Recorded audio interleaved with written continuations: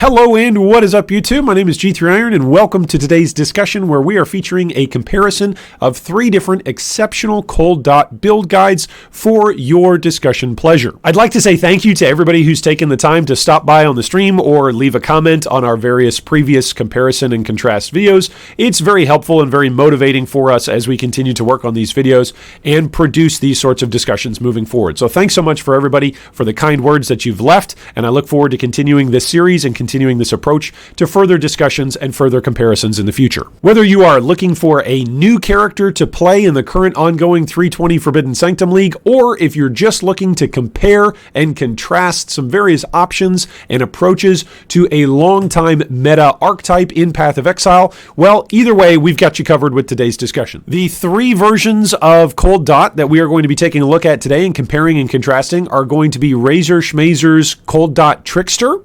Waggle's Cold Dot Ascendant, and Lag's Cold Dot Occultist. For each of these builds, they've all got a POB that is linked down below in the video description, along with some very helpful video guides produced by each of these 3 wonderful build guide creators. So I highly recommend that you check those links out down below in the video description as you are either choosing to play these characters yourself or doing further investigation and further comparisons on your own time. One thing to keep in mind today about these 3 different approaches to Cold Dot is that each of these build guide creators have stated that they are doing something slightly different from one another in each of their approaches. So, for instance, Raixro plays solo self-found, and he shows throughout his video guide how to craft all of the various items that he is going to be prescribing and recommending for the build. So that is going to be an approach that is uniquely focused for Raixro's approach, his POB, and his video guide. He's playing with SSF in mind. Compare that with Waggle, who plays hardcore, and he speaks about his build with hardcore obstacles and hardcore challenges in mind. Now, he's got a ton of investment in his build, and he plays in hardcore trade league, and so he speaks and he utilizes all sorts of different tricks and tips and itemization that otherwise wouldn't necessarily be available, let's say in a solo self-found environment. So you want to keep that in mind when you're evaluating and thinking through Waggle's particular approach. Thirdly, Lag's approach is a little bit different. He comes with a league start approach in mind, but he's also got an endgame version of the POB to be aiming for. And so if a player is maybe looking to get started with a particular character, like a Cold Dot Occultist, and you want to go from 0 to hero, from 0 to maps, and you want to approach it with a league start in mind, then Lag's got you covered. Lastly, I'd like to give a shout out to Shack Central and to his wonderful build guide, which is out there and available as a wonderful reference tool for anybody that wants to play Cold Dot. It's been out there for leagues upon leagues, years now, literally years. Shack has been building and compiling and answering questions regarding the Cold Dot archetype. I'm not featuring one of his particular POBs for this particular comparison, but I do just want to give a shout out and include his forum guide down below in the video description, because oftentimes when I've got questions about Cold Dot, even if I'm playing a different version of Cold Dot, I will go and find an answer in a succinct way that somebody else has probably already asked on the forum thread, and Shack Central has already answered it. So all that is to say, we've got a lot of resources down below for you in the video description, and let's continue with the discussion and the comparison and the contrasting of these 3 different wonderful approaches to the Cold Dot archetype. One of the trickier aspects of doing build guide comparisons in Path of Exile is, of course, not every build guide is configured in the same way on their Path of Building configuration page.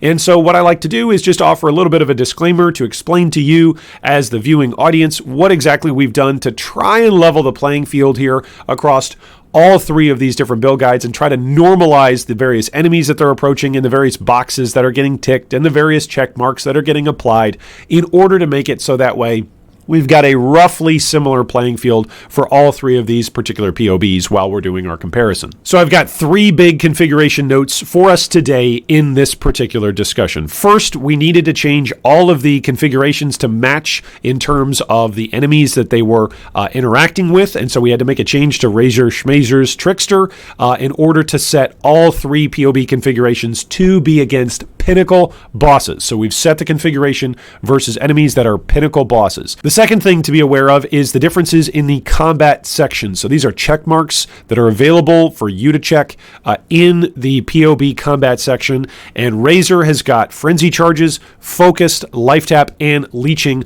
all checked in the combat section. Waggle has frenzy charges, endurance charges, cast a spell recently, all checked in the combat section, and Lag's guide only has leeching checked in the combat section. The third difference to be aware of is in the effective DPS section.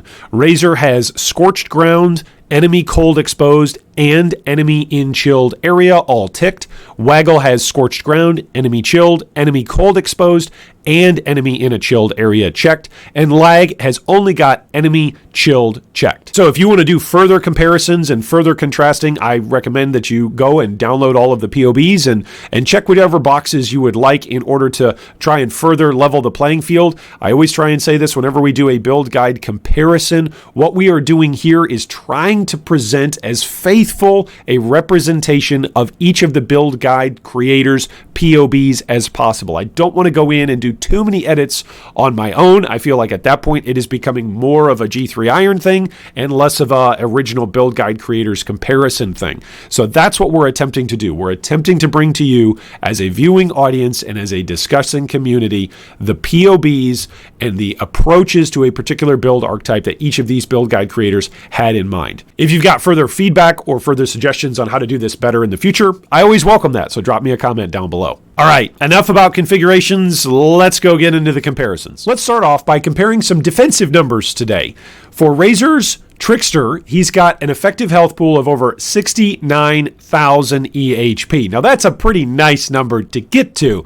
In terms of the way how that breaks down and how it's calculated in POB, he can take a hit of 12,000 physical, over 30,000 in the elemental categories, and just over 18,000 in terms of chaos. He's got 4.4 life and just over 2,000 energy shield. Waggle's Ascendant has actually got the inverse of those numbers. Rather than 69k EHP, he's got 96k EHP, and it breaks down into being able to take a 25k Fizz hit, 70k LE hit, and a 35k Chaos hit. He's also got about 6,000 life and about 1.7k energy shield. Lag's Occultist has got 23k EHP, and he can take a hit of about 8,000 Fizz, 23,000 LE, 6k Chaos, and he's got a life pool of 4.3 thousand with 700 energy shield. Moving from raw EHP to talking about different defensive layers, each of these builds has got a little bit different approach to dealing with both physical damage mitigation as well as spell damage mitigation. Both Raixro and Waggle aim for spell suppression.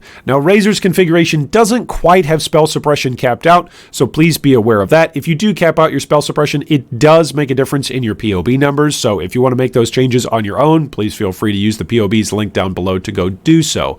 Raixro's got 92% spell suppression. Waggle's configuration is set up to 100% spell suppression. Lag's Occultist, on the other hand, isn't going to care at all for spell suppression because Lag's particular build is going to use Glancing Blows and cap out block chance, which is the way how Lag's Occultist is going to emphasize mitigating damage. It's going to be through block rather than through suppression. In terms of dealing with physical damage, both Raixro and Lag have got more than 40% Fizz damage reduction. That is at least as a healthy amount of damage reduction for Fizz damage, which is going to be coming at you. It was interesting to me to note that this particular Ascendant from Waggle, which, mind you, he's playing in hardcore, has only got 17% physical damage mitigation, but that's because he's got 84% chance to evade. And so this is a character that's scaling up huge evasion chance, and that's going to be a big boost to the survivability of Waggle's Ascendant, just the high amount of evasion chance that he's got. For those of you who have been watching me play over in Ruthless and we've been joking about Iron Reflexes, no,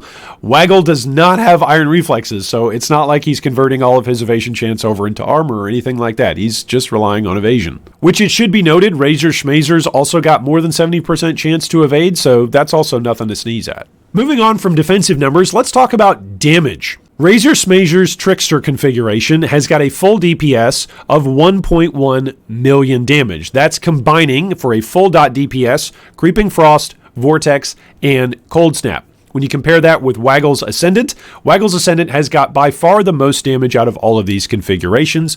But when you go and take a look at the itemization and you look at his passive tree, which is a full-on filled out level 100 passive tree, it makes sense why he does so much damage. And thirdly, Lag's Occultist comes in with 2.2 million total DPS. One thing to note here in the differences between the configurations on each of these builds for their DPS check. On Lag Occultist's version, he's got Vol Cold Snap checked as being active. whereas in both Waggles and in Razor Schmazers, it's not Vold Cold Snap that's enabled, it's just regular Cold Snap that's enabled for the damage. Now, Lag's Occultist damage is something that we actually need to talk about a little bit further, because on his cheap gear configuration, he's got 2.2 million DPS. But when we swap that over into his next gear configuration, which he titles the expensive gear configuration, it's an item set in the POB, you can see his full DPS goes from 2.2 mil DPS to 4.3. That's a pretty significant jump in damage. If you're playing any build and you go, hey, if you itemize correctly and if you do these things on the passive tree, etc., then you'll double your damage. Well, that's worth taking a look at how exactly a character does that. And for Lag's particular build, it's going to be whether or not you're playing the build as a league starter option with very early access to items and only low-level crafting available to you versus top-end items and continuing to progress and sink currency into the build.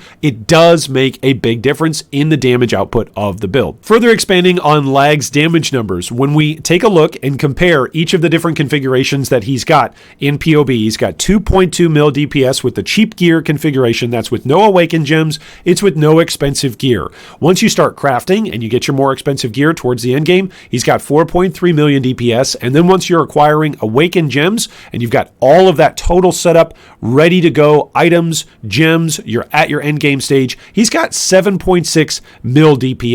That's nearly coming close to Waggle's Ascendant. That is, again, nothing to sneeze at, where your damage is almost doubling again by using Awakened Gems. Now, the same could be said for each of these builds, right? If you're playing with skill gems that aren't Awakened Gems, then that is going to impact your damage. So I just want to say this loud and clear today, because some folks have been confused about it or made comments about it on previous build guide comparisons. Yes, using Awakened Gems does make a difference in your damage, and so some POBs that are put together include those awakened skill gems in them, and others of them don't. And so sometimes you'll see bigger POB numbers because some players will be using particular awakened gems, and some players will not include a configuration that will have it. Someday, maybe we'll have like a gold standard of what all players should do in their POBs. Ideally, doing these sorts of comparisons, every player would have a configuration that would be set up for like league start, and then maybe going to mid-tier maps, and then an eventual endgame version. Some players even include cluster versions of their builds in their POBs, and that would also be nice and be helpful. But eventually, there's got to be some stopping point. I'm sympathetic to that. Build guide creators eventually have got to say, look, I've given you a template to follow. You can go and do whatever else you'd like to do from here on out. So I'm sympathetic that build guide creators shouldn't feel like they have to create 4 different build guides when they're creating one. Anyway, I'm sympathetic to the tension that can be felt there. On the one hand, for us as readers and purveyors and enjoyers and enthusiasts of various build guides that are out there, it's helpful to be able to have a league start version and a mid-tier maps version and how to craft your items. It's helpful to have all that stuff, but not everybody does this as a full-time job. Most people don't. I've got a wife and 4 kids and a job of my own, so I'm sympathetic to the, hey, let me give you a POB, a tree, some items, and go run with it and play with it and have fun. Enough comparison of damage and defensive numbers. Let's take a look at what all of these builds have in common. They all approach things a little bit differently in their configurations, both with itemization and with their passive trees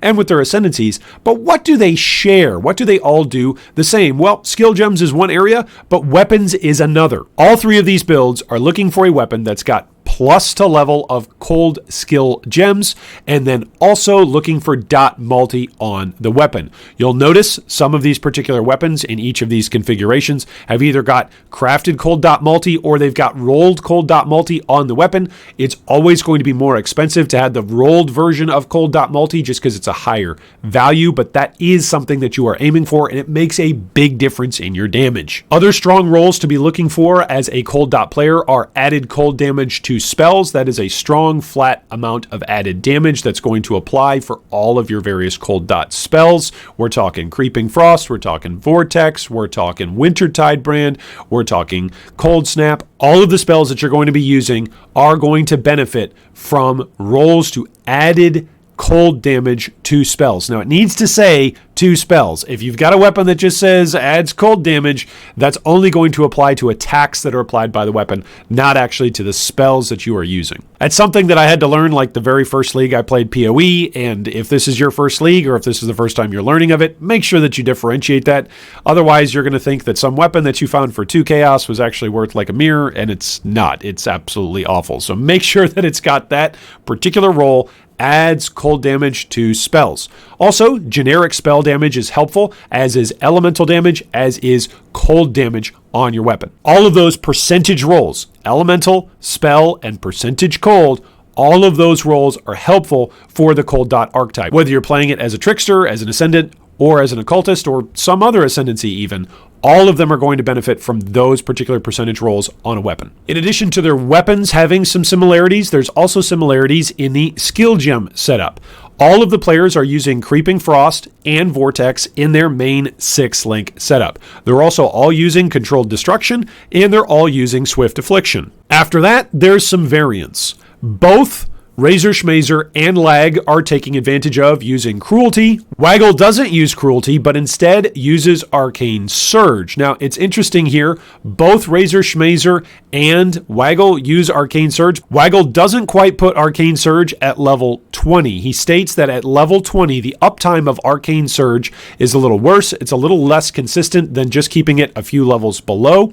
And also moving the Arcane Surge onto something else, like let's say a Flame Dash or another skill, while it would trigger the Arcane Surge and therefore give you a more damage multiplier and free up a link for another skill gem, it would actually be a less multiplier if you have to keep Arcane Surge at a lower level in order to trigger it off of something like Flame Dash. So have a high level Arcane Surge, have a larger more multiplier, and have a better uptime for your Arcane Surge. That's Waggle's approach to it, at least. Lastly, regarding skill gems, please note that Lag has got multiple different skill gem setups and configurations on his Occultist POB. Again, this is something that I appreciated about this build. He's got multiple configurations for items, he's got multiple configurations for passive trees, and he's got multiple configurations for skill gem setups. So take that into consideration as well. It gives you a lot of different options and a lot of different suggestions as you are filling out and sinking currency into your build to expand your damage or to add layers to your defenses. I really like that about Lag's build. Enough about skill gems. Let's chat briefly about the passive trees on each of these builds, and they are quite different, which shouldn't shock us. We've seen that there's some differences in each of these players' defensive approaches, whether they're a block-oriented character like Lag's Occultist, or if they're a spell suppression-oriented character like Waggle's Ascendant or like Razor Schmazer's Trickster. There's going to be some differences in how these players fill out their passive tree. Waggle has by far the tightest passive tree, which is pretty interesting considering that he's the Ascendant. He's actually got the most passive points available to him. I was pretty surprised to see just how tightly he plays in a couple of sections of the passive tree map. In comparison with the tight passive tree of Waggle, you've got two other trees in Lag's and in Razor's passive trees that are relatively spread out between grabbing the Witch and Templar side of the tree and also grabbing the Shadow and Witch side of the tree. Of course, Lag's tree does go down a little bit into the Templar wing because he's going to be using Glancing Blows, but more on that in just a moment. Each of these builds only takes advantage of a few particular keystones. Razor Schmazer's Trickster deals with damage over time that he's getting ready to take by taking Leaf Shade, which is a wonderful added layer of defense just in case you're stepping or standing on anything that's like burning ground or poisonous ground. Anything that could potentially be doing damage to you over time is going to be reduced thanks to Leaf Shade. Now, both Waggle and Razor Schmazer take Ghost Dance, which is no surprise. It is a wonderfully built-in defensive layer, and I've got to say POB does not do a good job of accurately representing just how strong Ghost Dance is in terms of its layers of mitigation and its layers of recovery. So always take that with a grain of salt whenever you're looking at a particular character's POB and they've got Ghost Dance. Recognize that Ghost Dance is going to do nothing for the POB numbers, but it is a very strong in-game layer of defense, so just be aware of that. Waggle also uses Wind Dancer, which is a fantastic layer of defense if you're looking to avoid damage rather than mitigate damage, which we already know his Ascendant is very reliant on evasion. Remember, he's not stacking armor, he's not using Iron Reflexes, he's not going for physical damage mitigation, he's going for avoidance, and so it makes sense to go Wind Dancer. Lag's Occultist grabs 3 different keystones entirely. He grabs Glancing Blows over in the Templar tree in order to be able to cap out that spell and attack block. Then he's got Eldritch Battery to allow him some freedom with his mana, to reserve all of his mana and to use his energy shield as a source of mana in order to cast skills. And then he's got Elemental Overload. It's important to note that with the new change to Elemental Overload, it used to be Elemental Overload was procced as soon as you crit, and then all of your skills just got a generic more multiplier across the board. Nowadays, it's only the skill that crits, but please be aware, Vortex itself can crit with a hit. So there's several different sources that you can crit with on the build. You can crit with Vortex, you can crit with Creeping Frost, you can crit with Cold Snap. There's multiple different ways that you can crit on a Cold Dot archetype, believe it or not, and thereby proccing your Elemental Overload to give you a big more multiplier for that particular skill that's crit. So it is a useful thing, even with the new updated version. Even if it doesn't seem like it's nearly as strong as what it used to be, it can still be an added more multiplier for your build, and Lag's Occultist takes advantage of that. You may have noticed this when we were comparing defensive numbers, and so I'll highlight this for our discussion purposes today. Whoa, that is a ton of devotion.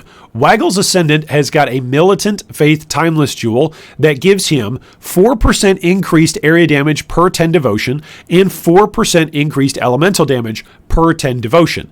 He's got on his passive tree, with all of the different passive points that are staying relatively tightly together around this Militant Faith Timeless Jewel, 270 devotion. So that means that he is getting both elemental damage that's an increase and area damage that's an increase, which, playing a Cold Dot character, most of your damage is elemental and area damage. So you can essentially look at this as being 8% increased damage per 10 devotion. When we bust out the calculator and do the math, that's 8 times 27. That's 216% increased damage that's applying to all of his different sources of damage. All of that's coming off of this Militant Faith Timeless Jewel. That is a lot of increased damage. Time to discuss ascendancies. Each of these particular builds does approach the Cold Dot archetype with a slightly different ascendancy approach. So let's get into it. It is the long and much debated discussion which ascendancy is best.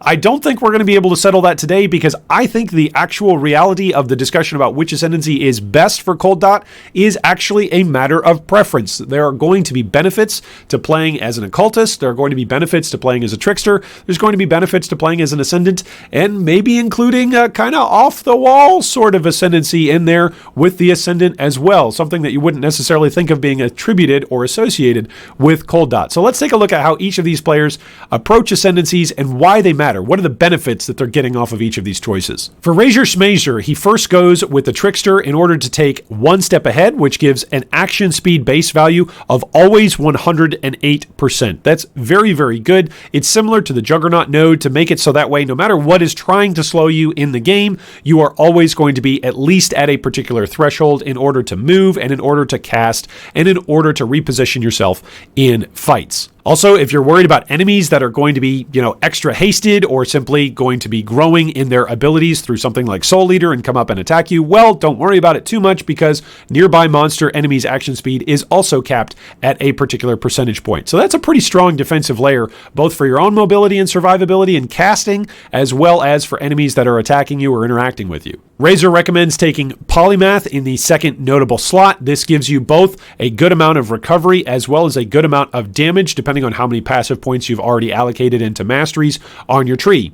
Thirdly, he takes Escape Artist, which is fantastic for scaling up your evasion and for helping that balance of evasion, energy shield, and ghost dance to all interact with one another. Fourthly, Raixro recommends taking Spellbreaker, which is a great ascendancy choice for anybody that's going to be taking advantage of spell suppression. It allows you to begin potentially recharging your energy shield, which again is going to mix in with Ghost Dance once you've spell suppressed something, and it also just brings up your level of spell suppression chance. So it is a strong candidate for anybody that is going to be playing spell suppression. Trickster is fantastic in terms of its smoothness. That's oftentimes what players will comment and talk about when they're playing Cold Dot on a Trickster, that it is a smooth choice to play. For Waggle's Ascendancy choice, he goes with the Occultist and with the Raider. Now, this is pretty interesting.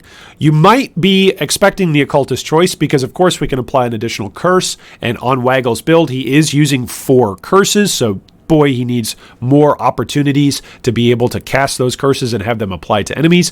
But also, he's got sort of a pseudo stun immunity by actually having some energy shield. While he's got energy shield, you cannot be stunned. So there's some pseudo stun effectiveness there, which is going to be very useful when you've got a very low threshold for actually mitigating physical damage. There's a lot of sources and a lot of ways in which you can get stunned. So having that pseudo stun immunity is quite helpful, especially in a hardcore environment. Beyond Occultist, though, here's where the interesting kind of strange choice comes in, and that is Raider. You wouldn't typically associate Raider with Cold Dot, but it makes sense for a number of reasons why on the Ascendant. So first off, you get a chance to gain frenzy charges when you hit a rare or unique enemy, so it helps you gain those frenzy charges that are again going to act as a big boost to your damage. On top of that, you get Onslaught while you have full frenzy charges. This is going to be a big boon for your mobility and for your casting speed as you are running around a map.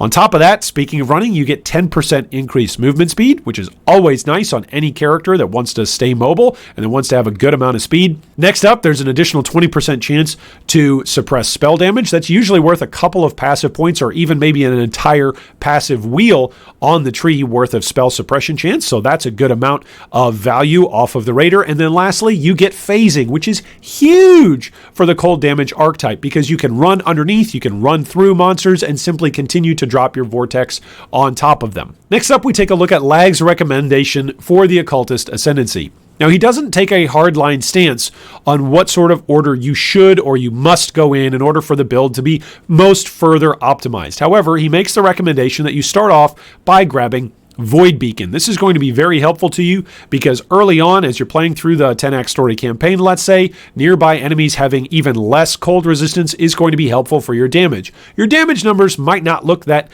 huge early on, but because nearby enemies are going to have that lowered resistances, it's going to feel very strong as you are progressing your character. Next up, for both offensive and defensive layers, he goes with Frigid Wake. It's always nice to be able to be unaffected by chill or unaffected by freeze. Frigid Wake guarantees that. Frigid Wake also offers you the bonus of a defensive layer for freeze and for chill for enemies that you have frozen and chilled. So there's both some offensive and defensive reasoning behind taking Frigid Wake next. Unholy Authority is what he recommends in the third spot, simply so that way you've got an additional curse at that point that you can be applying to enemies, and you never have to worry about an enemy being hexproof ever again because your curses can apply to hexproof enemies. For the fourth Ascendancy, Lag recommends taking Profane Bloom, so that way you get those nice, satisfying screen explosions from all of the various damage that you are pumping out as you're running through packs with your Vortex. Again, let me emphasize, this is not a hard line stance that Lag takes. If you'd rather take Profane Bloom earlier, so that way you have a smoother clear, then you can do that as well. Well, we've compared each of these build guides and taken a look at their POB numbers. We've looked at their passive trees. We've looked at how they approach ascendancies. It's now time for us to make some recommendations for each of these build guides and how you might benefit from them. So first off, if you are looking for a build guide that is going to be solo self-found friendly, explaining all of the ways that you can craft your gear and enter into and experience the Cold Dot archetype, maybe for the first time ever, then I would highly recommend you play Raixro Schmazer's Trickster version of the build. His build guide video is very, very helpful. It walks you through how you're going to level through the 10x story campaign and shows you all of the tricks and the tips that you can employ in a solo self-found environment to be able to scale up your build without relying on trade or heavy investments of currency. So if you're just starting out with Cold Dot, that's a great spot to start out. Raixro Schmazer's Trickster. On the opposite side of the spectrum, if you've got oodles of divines laying around that are maybe burning a hole in your stash tab, then I recommend you try out Waggle's Ascendant approach to the Cold Dot archetype. It is going to be a currency sink for you. There are several different rare pieces of gear that you can get in mirror tier upgrade levels of boost, both for your damage and for your survivability. So there's a lot of upgradability in this archetype if you'd like to take on that Ascendant approach, and it's still got a strong amount of smoothness, huge amounts of defensive layers, and a the largest, at least from our comparison today, amount of damage output in between these three particular build guides. A word of warning though, it is expensive. Lastly, I recommend Lag's Occultist to you if you're kind of in between each of these other alternative options. Maybe you don't have the most divines that you've ever had when playing Path of Exile before, and you're not the richest person around, and so you've got some currency to invest in a build, but you don't have endless depths of mirrors to be able to spend on a build. In that case, this is going to be a good build guide for you to be able to continue to progress your character, to sink currency into it, and to see improvement and scalability with your character following Lag's recommendations as you go. and looking to see what sort of alternative options and alternative choices are available to you as you invest your currency into the build. If I had to sum up each of these builds after having reviewed them and contrasted them and compared them over the last couple of days, I would simply give a single sentence to summarize each of them. Raixro Schmazer's Trickster, excellent for SSF and beginner friendly. For Waggle's Ascendant, it is very expensive, but is hardcore viable. And then for Lag Gaming's, it has got the most diverse choices for you to be able to sink currency into as you progress your character. Well, thanks so much for joining us, everybody, for today's discussion on the Cold Dot archetype. I'd love to hear down below in the comments what your thoughts are about each of these particular builds and their unique approaches to the Cold Dot archetype. I'm sure there's tons of you out there that have either played one of these particular builds or have played the Cold Dot archetype in general in the past, and I'm sure the community would benefit from your wisdom and from whatever tips and tricks you'd like to share down below in the comment section. As always, I'm sure I've made mistakes today throughout the presentation, so feel free to point those out down below so we can further clarify them for anybody that's watching the video to then further go on and make a choice to play each of these builds in the future. Of course, I've made my comments throughout the discussion today about what has stood out to me about each of these three particular approaches to the Cold Dot archetype, but I would love to read more of your thoughts down below in the comments about what stood out to you about each of these build guide creators' approach to the Cold Dot archetype. I'd also welcome you to share any suggestions that you've got down below in the comment section about what build archetype you'd like for us to take a look at in the future for a contrast and comparison discussion. And as always, I hope today is the day a Mirror of Calandra drops for you. Thanks for watching that video. If you'd like more information on any of our discussion points today, you can see them down below in the video description. If you'd also like to join our Discord or support our Patreon, you can do so with the links down below. Thanks again, and big shout out to all of our Patreon supporters.